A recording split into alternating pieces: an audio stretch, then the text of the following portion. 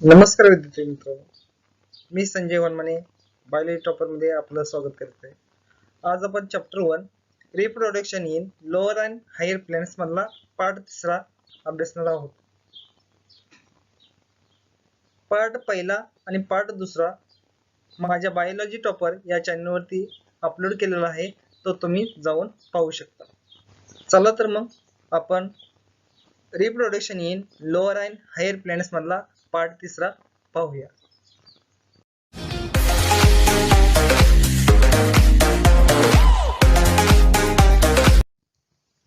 Pollination मध्ये आपण pollination agent, self pollination, cross pollination आणखी काही आपण माहिती घेणार आहोत, ते आपण बघूया.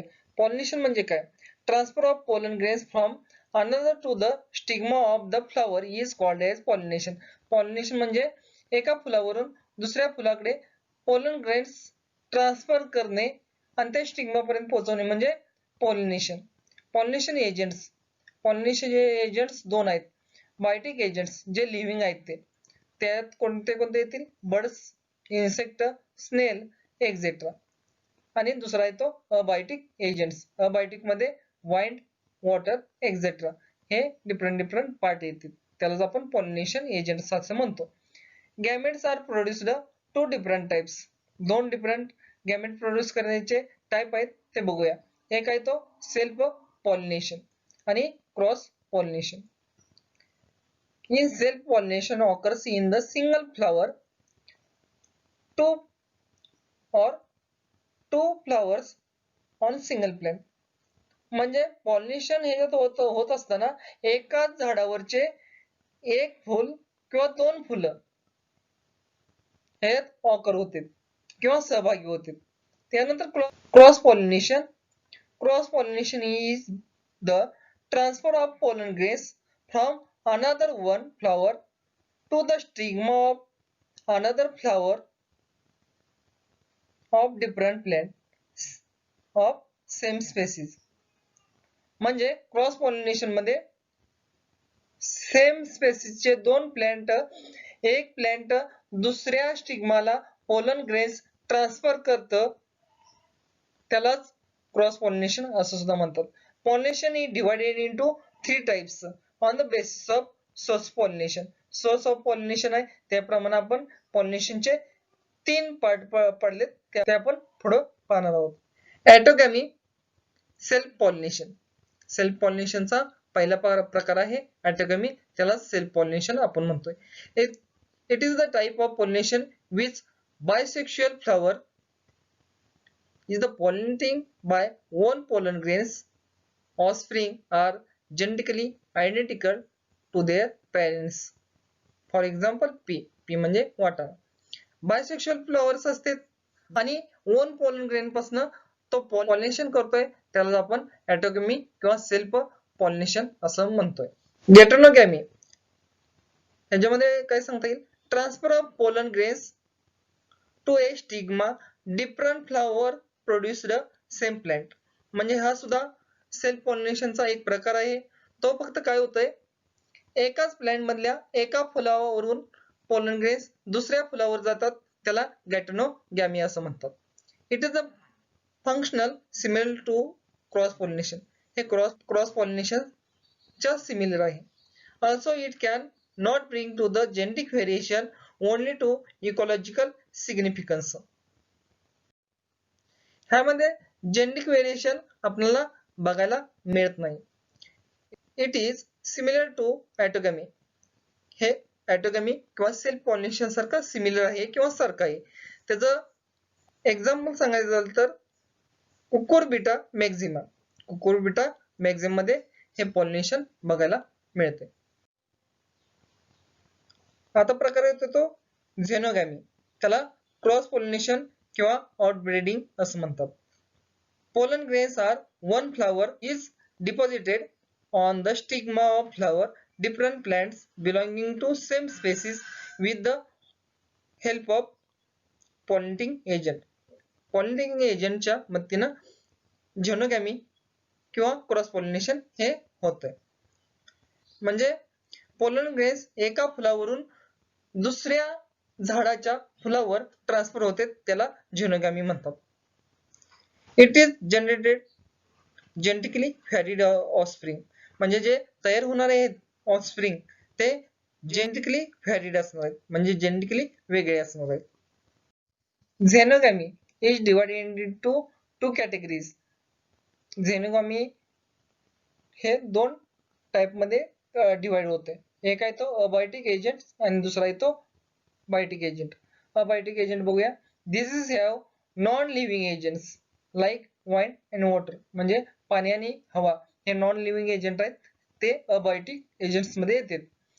Pollination by winds, anemophily. Wind pollination is most important in crop plant. Crop plant कोणते कोणते असतील? Wheat, rice, corn, rye, barley, oats आणि पाल्म ट्री. पाल्म ट्री सुद्धा मध्ये हे पॉलिनेशन होतंय आणि हे pollination most important crop plant साठी आहे. Adaptation in anemophilous flower. Flowers मध्ये काय काय अडॅप्टेशन केले बघूया. Flowers are small, inconspicuous, colourless, without nectar and fragrance और ओडर. याच्यामध्ये स्मॉल फ्लॉवर्स असतात, कलरलेस असतात, विदाउट नेक्टर, नेक्टर कोणताही नसतोय आणि फ्रेग्रन्स आणि ओडर सुद्धा नसतोय. Pollen grains are light in weight, खूप हलके असतात, ड्राय असतात and producing in large in number for increase the chance of pollination. पॉलिनेशनचा चान्स वाढवण्यासाठी ते लाईट वेट असतात, ड्राय असतात आणि प्रोड्यूस लार्ज नंबर मध्ये ते पोलन ग्रेन्स प्रोड्यूस करतात. Stigma is feathery to trap the pollen carried by the wind current. Wind current असतो जेव्हा हवा चालत असते तेव्हा पोलन ट्रॅप करण्यासाठी स्टिग्मा हे फिदरी असते त्याचे. Stamen is exserted long filament. Stamen exserted असते, बाहेरच्या बाजूला असते आणि long filaments and versatile anther हे स्टेमेनला असते. Stamen and stigma are exposed to the air current. हे एअर करंट मध्ये एक्सपोज असते, उघडे असते. आता इथं आपण डायग्राम मध्ये बघतोय मेल इन्फ्लोरेसन्स. हे मेल इन्फ्लोरेसन्स आहेत, त्याला टॅसेल सुद्धा म्हणतात आणि इथंच पोलन ग्रेन तयार होते. फ्लॅग लिप, जे टॅसेलच्या खाली जे दोन पानं असतात त्याला फ्लॅग लिप म्हणतात. टॅसेल इंटरनोड, म्हणजे टॅसेल इंटरनोड इथं जो टॅसेल तयार व्हायला चालू होतोय त्या नोडला इंटरनोड म्हणतात. स्टाईल सिल्क, जे आपण मक्याचं कणीस बघतो त्या कणसाच्या बाहेर कधी कधी सिल्क लाईक काही भाग दिसतोय त्याला स्टाईल्स म्हणतात. फिमेल इन्फ्लोरेसन्स, ते कणीस असते त्याला फिमेल इन्फ्लोरेसन्स म्हणतात, त्याला एअर सुद्धा म्हणते. ज्या कणसावर जो आवरण असते त्याला एअर सुद्धा म्हणतात.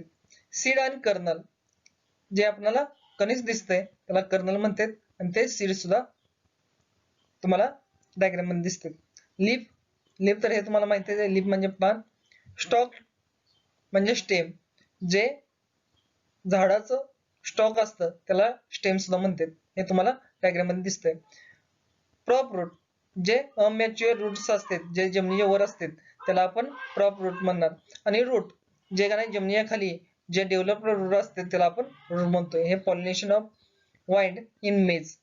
मेज म्हणजे मका, मक्यात या प्रकारचे पॉलिनेशन असते.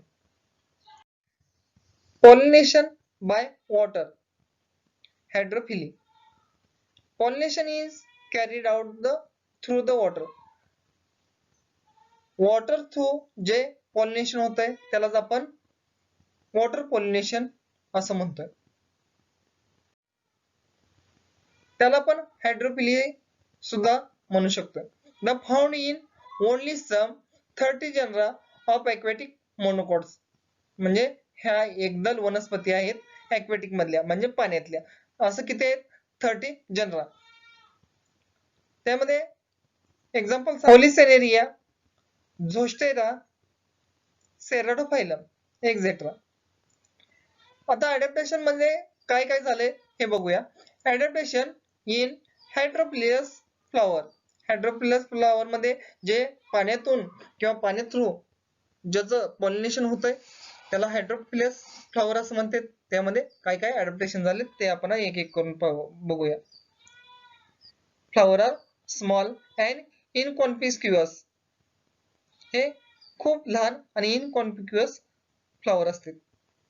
Perianth and other flower parts unwettable.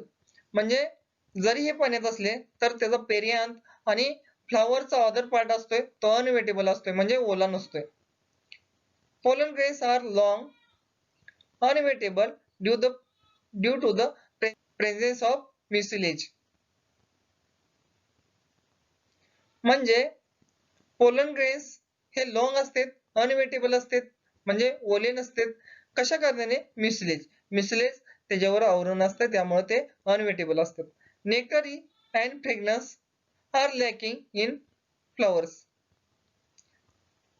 Nectar आणि फ्रेग्रन्स असतोय तो लॅक केलेला असतोय कशामध्ये? फ्लॉवर मध्ये. Hydrophily is two types. दोन टाइप आहेत आपण ते बघूया. हायपोहायड्रोफिली. हायपोहायड्रोफिली मध्ये काय काय होतंय ते बघूया आपण. Pollination occurs below the surface of water. म्हणजे जो सरफेस आहे वॉटरचा ते खालून पॉलिनेशन होतंय त्याला आपण हायपोहायड्रोफिली असं म्हणतोय. Pollen grains heavier than water sink down to the catch of stigma female flower. म्हणजे पोलन ग्रेन्स हे हेवियर असतात, वजनाने जास्त जड असतात पाण्याच्या सिंक पेक्षा. म्हणजे पाण्यापेक्षा हे वजनाने जास्त असतात त्यामुळे ते पाण्याच्या खालून किंवा पाण्याच्या लहरीच्या खालून ते वाहतात आणि त्याच पोलन ग्रेनला कॅच करतोय स्टिग्मा. स्टिग्मा कोणता? फिमेल फ्लॉवरचा. त्यामध्ये example in Zostera sea grass. जोस्टेराला सी ग्रास सुद्धा म्हणतात. Pollen grains are long ribbon like without exine. म्हणजे हे विदाउट एक्झाइन असते आणि पोलन ग्रेन्स हे जे लॉंग रिबन लाईक स्ट्रक्चर मध्ये असतात. Some aquatic plants are anemophilous. त्यात एक्झाम्पल बघा. पोटेमोगेटॉन, होलोगॅरिस etcetera. Some aquatic plants are entomophilous. त्यामध्ये लोटस, वॉटर आणि हेरियंथ, वॉटर लिली एक्सेट्रा. लोटस सुद्धा येते, वॉटर हेरियंथ आणि वॉटर लिली हे एंटोमोफिलस चे जे aquatic प्लांट आहेत ते एंटोमोफिलस त्याचे प्रकार आहेत किंवा एक्झाम्पल आहेत.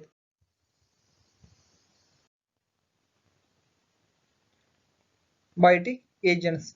It include living agent. जे लिव्हिंग आहेत ते बायोटिक एजंट मध्ये येतात.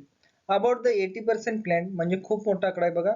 80% of plant required the help of the living and moving creature like as insect, birds, bat, snails to transfer the pollen one flower to another flower. एका फुलावरून दुसऱ्या फुलावर pollen grain transfer करण्याचं काम जे Biotique agent करते ते 80% आहेत. त्यामध्ये insect आहेत, बर्ड्स आहेत, बॅट्स आहे, स्नेल आहे. आता पॉलिनेशनचा ग्रुप पडलेत. पहिलं पॉलिनेशन बाय इन्सेक्ट आहे त्याला आपण इंटरफिली म्हणतात. It occurs rose, jasmine, Cestrum etcetera. हे रोज जास्मिन मध्ये आणि सिस्टम मध्ये आपल्याला पाहायला मिळतं. ऍडॅप्टेशन इन इंटरफिलस फ्लॉवर. आता ह्या फुलातनी काय काय फ्लॉवर मध्ये ऍडॅप्टेशन केलंय ते बघूया. दे आर लार्ज, शोवी आणि ब्राईटली कलर्ड. यांचा आकार मोठा असतोय, खूप अट्रॅक्टिव्ह दिसतात आणि ब्राईटली कलर्ड. जो त्याचा कलर आहे तो डार्क असतोय. The flower produce the sweet odour, smell, have the nectar gland. ह्या फुलातनी आपल्याला स्वीट ओडर मिळतोय त्याबरोबर नेक्टर ग्लँड सुद्धा आपल्याला बघायला मिळते. The stigma is rough due to the presence of hairs और sticky due to the mucilaginous. हे स्टिग्मा रफ असतात कारण की त्याच्यावर प्रेझेंट हेअर असतात आणि स्टिकी असतात कारण म्युसिलेजिनस सिक्रेशन होत असते त्यामुळे. The pollen grains is spiny, surrounded by yellow sticky substance like pollen kit. pollen grains हे स्पायनी असतात आणि त्याभोवती येलो एक स्टिकी सबस्टन्स असतोय, त्यालाच आपण पोलन किट असं सुद्धा म्हणतोय. Some plant have special adaptation for the insect visitor to the help of the cross pollination. काही प्लॅननी आपल्यामध्ये स्पेशल अडॅप्टेशन करून घेतलंय, कारण की जे व्हिजिटर इन्सेक्ट आहेत त्यामार्फत क्रॉस पॉलिनेशन होण्यासाठी. फॉर एक्झाम्पल लिव्हर मेकॅनिझम और turnpipe mechanism in Salvia. Lever mechanism आणि टर्नपाइप मेकॅनिझम हे आपण पुढे सांगणार आहे. हे फक्त साल्विया मध्ये होतंय.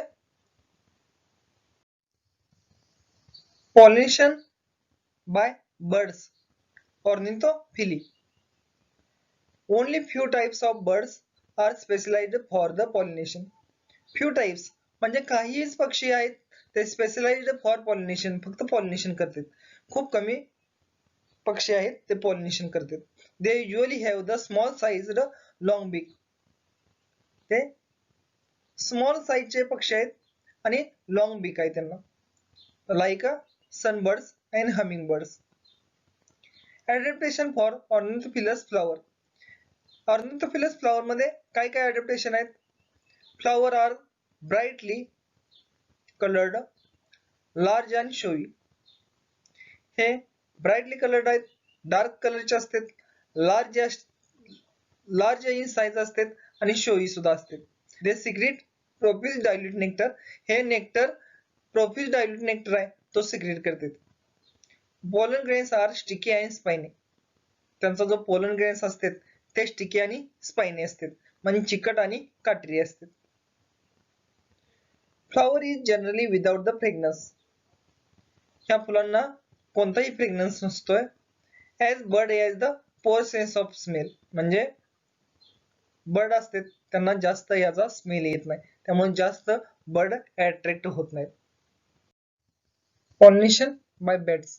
बॅट्स म्हणजे वटवाघूळ, त्याला कॅरोटिफिली असं सुद्धा म्हणतात. Bats can transport pollen over long distance, sometimes kilometre. हे बॅट्स आहेत ते खूप अंतरापर्यंत पोलन ट्रान्सपोर्ट करू शकतात. कधी कधी ते किलोमीटर्स पर्यंत सुद्धा पोलन ट्रान्सपोर्ट करू शकतात. Adaptation in Caterpillar's flower. Flower are full colored with strong fragrance. त्याला स्ट्रॉंग फ्रेग्रन्स असतोय, त्याबरोबर ते फुल कलर्ड सुद्धा असतात. They secrete the abundant nectar. Nectar सुद्धा ते खूप सारा सिक्रेट करतात. Plant produce the large amount of edible pollen grains. हे edible pollen grains असतात आणि ते खूप प्रमाणात प्लांट प्रोड्यूस करत असते. त्यात फॉर एक्झाम्पल घेतलं तर इंडोसेफेलस, कडम ट्री, इंडोसोनिया, बोबेब ट्री, किजेलिया, सोसेस ट्री. थँक्यू विद्यार्थी मित्रांनो. असेच आणखी व्हिडिओ बघण्यासाठी बायोलॉजी टॉपर या चॅनलला सबस्क्राईब करा, कमेंट करा, लाईक करा आणि कमेंटमध्ये आणखी कोणते व्हिडिओ पाहायला आवडतील हे जरूर कळवा. आणि चॅनल सबस्क्राईब करून सबस्क्राईब बटनच्या साईडला असलेला बेल आयकॉन प्रेस करायला विसरू नका. थँक्यू.